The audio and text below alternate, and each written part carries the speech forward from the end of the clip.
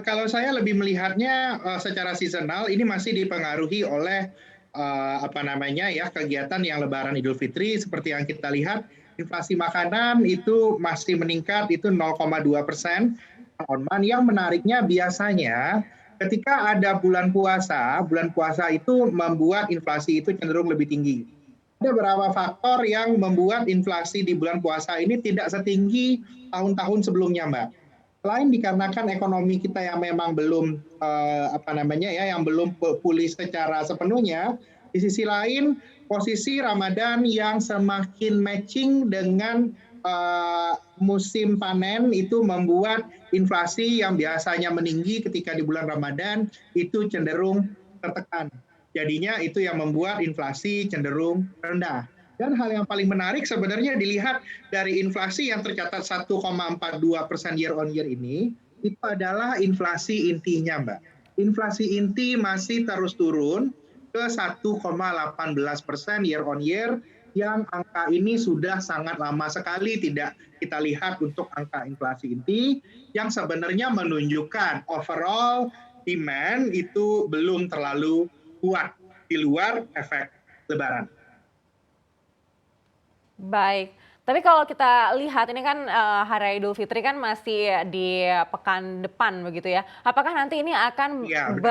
berefek begitu untuk data IHK atau inflasi di bulan depan?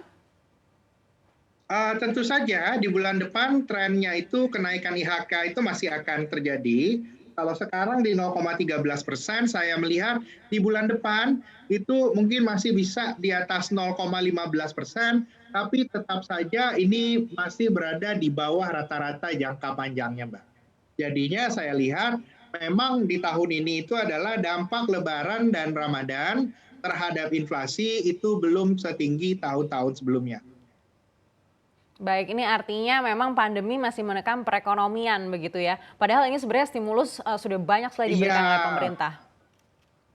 benar, sudah terjadi dan walau bagaimanapun yang kita lihat walaupun sudah semakin banyak masyarakat yang keluar dan berbelanja, jumlah yang dibelanjakan, magnitudo kenaikan permintaannya belum kembali ke level yang seharusnya, Mbak. Kita sedang dalam proses perbaikan ekonomi, tapi belum masuk ke fase speed recovery. Baik, apakah ini salah satu pengaruhnya adalah karena adanya larangan mudik juga dari pemerintah? Kalau saya lihat, kalau untuk terkait larangan mudik itu tidak terrefleksi di data bulan April, dan yang saya lihat di bulan Mei mungkin nanti adanya larangan mudik bisa sedikit menurunkan prospek IHK, tapi tidak sematerial tersebut karena kalau orang yang biasanya pulang kampung, stay di kota, spending mereka saya lihat itu hanya memindahkan belanja dari yang tadinya harusnya belanja di kampung akan belanja di kota.